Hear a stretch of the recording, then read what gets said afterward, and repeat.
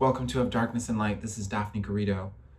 I want to talk about a previous video I made that was very earnest and sad and showed the little kid I have inside that has been created from a burgeoning adult trans feminine woman who wanted nothing more than to be a daughter or a mother and lost her daughter to a mental disability while kind of becoming a stunted child through abuse. And it's just like a big ball of tears whenever she comes out from her heart, right? Who is gonna have to start prostituting to keep their home, and was very emotional about it. But I love this place, and I walk outside and there's a big tree, and I walk down around the building and there's a little stream, and by the stream there's a garden that my neighbors who live in the lower unit started last year. And this spring I had this idea of digging a bunch of space out and like making a big extended garden there. And it just seems like the perfect idea. It just seems like something I deserve. So my heart started to believe I could make it happen, even when I was still delusional. And so I was like, I want video games. I want somebody's gonna realize I need to be taken care of after all I've been through. And I still think that probably will happen.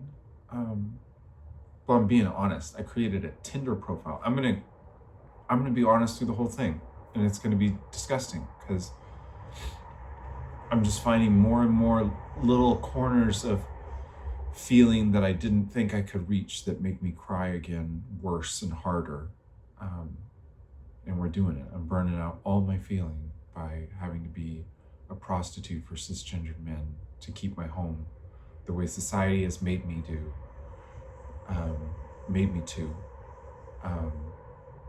In the ultimate final leap of faith fall into doing something that, I mean, like, dude, I could get killed doing that. But I'm being smart about it, because I'm saying prostitution in terminology that's more blatant than what I will actually do. I'm just letting the world intellectually rape me to find some kind of like sugar daddy man to take care of me, when it's the last thing I want.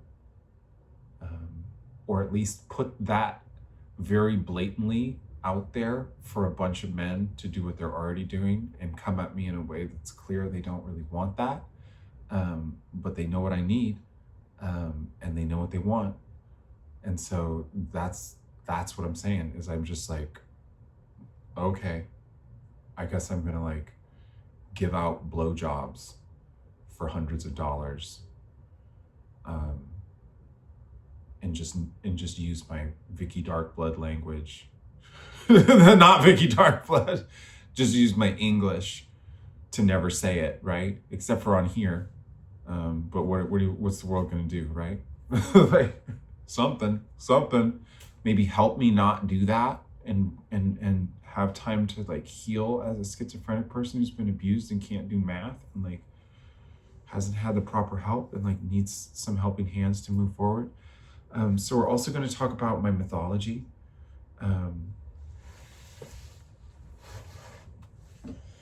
And I'm going to try and turn off the hum that's been going the whole time. There's probably two. I didn't even realize, because that's what's going on. I'm kind of stressed out, but I will upload this one and do a little bit of audio noise removal, and hopefully you won't have heard those at all. But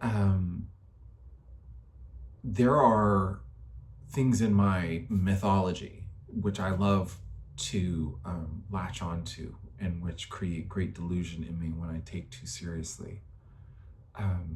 But when I do things and I recognize things that are retroactively represented, I'm like, oh, maybe that's the one. Maybe that's what I was writing about in my body intelligence that I truly believe is out of time,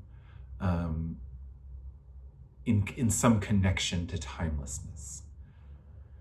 And I wrote in my ultimate mythology that I go back to always because it was coming through so beyond me, and at a time when I had just started writing, when things were very, very surprising to me.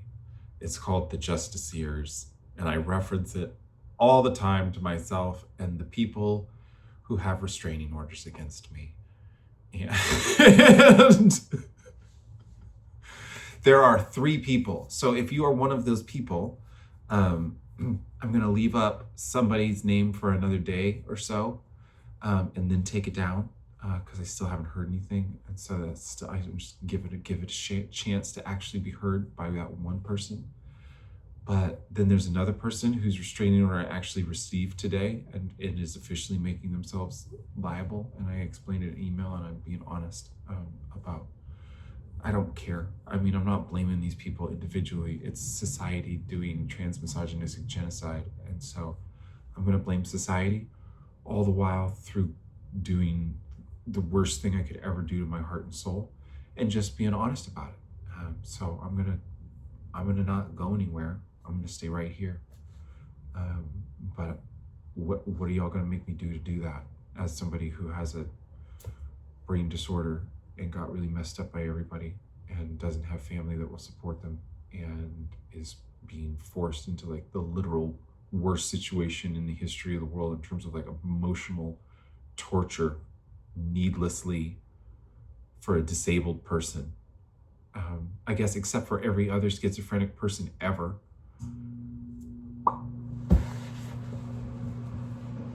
That was a universal confirmation from my heater, y'all. Every single schizophrenic person ever on the street fell into a spiral like this, and I want to create a home. I want to create a home where people can go and they can do art, and it's for schizophrenic people like me. Kundalini openings in New Age philosophy are schizophrenia, and it treats people who do plant medicines and yoga and are abused poorly to have that ideology.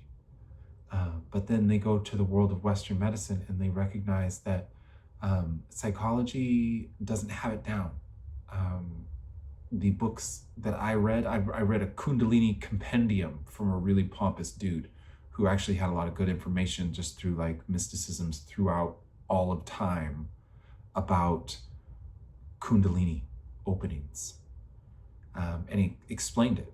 And it was like, wow, okay, cool. This is a very mystic understanding. And so that's what I moved into my schizophrenia with. It's the same thing, dude. It's the same thing. But there's different ways to break your Kundalini open. That was one of the first things that he was writing in the Kundalini compendium was people have all different types of experiences. Some people hear ringing always for the rest of their life after they bust their head open. Some people have crazy feeling like I do. There's lots of schizophrenic people who have crown openings. Wherever it opens, it's different. Mine's short-circuited the right side of my brain, and I can't do math, and I can't really play in capitalism directly. I have to have helping hands to move me through the society that exists around me.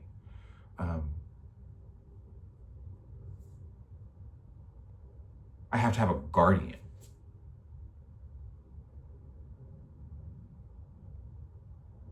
No, I have to help. That's pretty much it. Even if I got started on the right path, I would still be fucking up. Like I need guardianship. We just don't have anything like that. And so I'm like, here, I'll create all this art. Here, I'll harass all these people through my delusion, which is definitionally harassment, legally not harassment. And I will prove that in time, because a disabled person who is seeking for help through their delusion and disability is not really capable of harassment. Boom. Television, universal confirmation. Boom, double, right back on me. The Vulnerable Adult Protection Act explains that schizophrenia is a protected disability, protected mental disability. And it doesn't even matter if you are specifically diagnosed officially at the time it happens. None of the things I've ever done that have been harassment, with air quotes if you're listening, has been done in a time where I wasn't explicitly schizophrenic, and definitely not getting helped appropriately, including by me taking right action and going to a crisis center and getting diagnosed and feeling like, okay, I'm just gonna do it and be honest with them and tell them everything. And then they were like, I don't want to tell her. This is retroactive. This is me seeing the looks on their face. There's 2 psychologists who sat in a room with me who heard me tell them everything about how I felt like I was feeling somebody. And I had these delusional episodes where I was getting really obsessive about like feeling them in my heart, and that I've been all messed up. And I was feeling all these vibes from all this other stuff too. And I was super confused. And I was like, and I think, and it's just like I was telling them everything. And then they told me I was bipolar. And I explained the most blatant schizophrenic symptoms ever. And they sent me forward knowing that it's bullshit, because I tried antipsychotics for 2 months and they didn't do anything to fix the actual problem. I was sitting there tired, chomping down food, still feeling the vibes. They were just so chill beneath how I was like drugged out. And then I'm like still trying to be a half-time mom, and it's like, I'm more capable of doing the moving through society fast without having anxiety attacks, but I'm not more capable of doing math without like hitting a torturous block in my head. So I do not need antipsychotics. I need art therapy, and I'm proving that. And so I want to do that for people everywhere, where people who have had these kind of kundalini openings can come ground into rest, recovery, through art, video journaling specifically, their own reflection, guided by counselors if needed, no insults to the intelligence of the person, groups available but not required, allowing people to bring their creature comforts and play their video games and watch their movies and read their books and do whatever the hell they need to do to get right. Because people need to rest when they get traumatized into schizophrenics, or they get into a spiral that sends them into homes or into homelessness or suicide or worse, which is that they're fiercely, intelligently fighting it the whole time, knowing exactly what's going on, not getting help from a single person, and then having to do their worst fucking nightmare just to keep their home for their daughter and start prostituting themselves with cisgendered men. It's horrible. Boom, universal confirmation from my water bottle, dude. That's horrifying, of the highest order. We're on fire with the synchronicities right now. And that's why I'm going to say the other real thing, which is 3 people in my mythology, 3 priestesses, kept getting written in as like, dude, there's 3. There's 3. I love the number 3. Ooh, universal confirmation with my TV. I love it for a reason, dude. There are 2 people with the active restraining orders on me that I could and will eventually, if they don't make things better, by understanding what I'm saying, and then like taking some action from their end, and perhaps the one person who has actually done the enforceable, like livelihood taking restraining action, instead of me having to like fight for some kind of like reparations financially for my lost livelihood, and the literal mental like anguish. It's like I'm saying, hey, y'all aren't responding. The person who just gave me the new restraining order, sent them a nice email today. I forgive you all. The other person, who I'm right to have loved the most, who is just my favorite one of the three.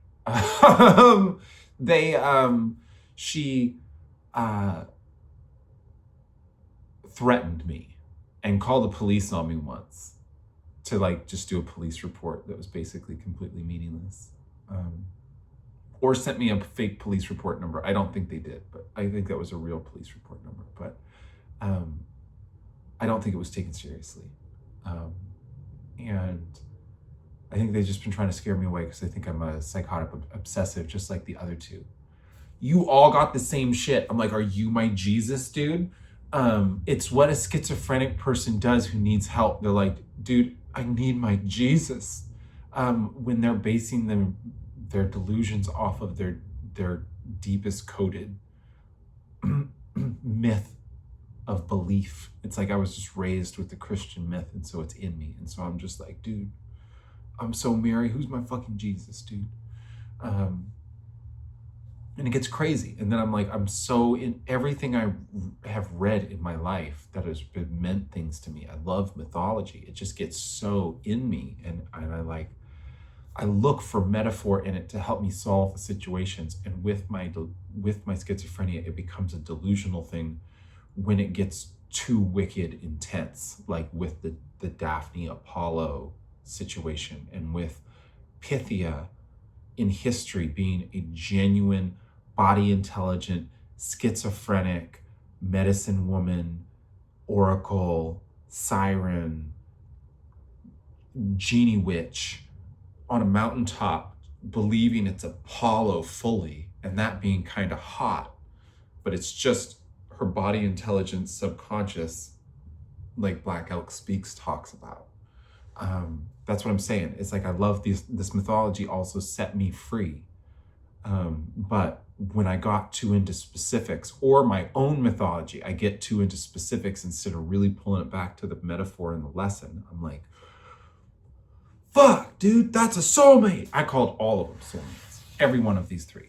And then those are my priestesses, because none of them are. They're just people that my heart trusts and believes in, regardless of what's going on, and might understand that this is a highest horror, and might fucking stand up to prevent this from happening. And the two who have actually filed restraining orders, guess what? I believe in my favorite the most.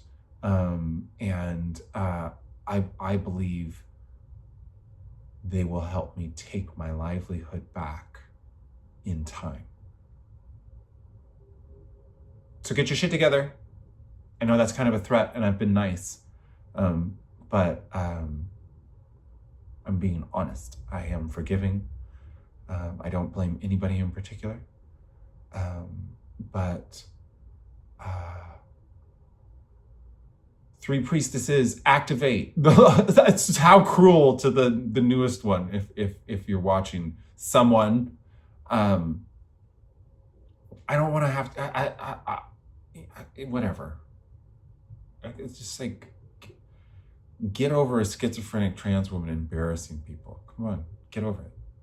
Grow up. What are you, boys? What's wrong with you? Did you read Daphne? Okay, have a good one.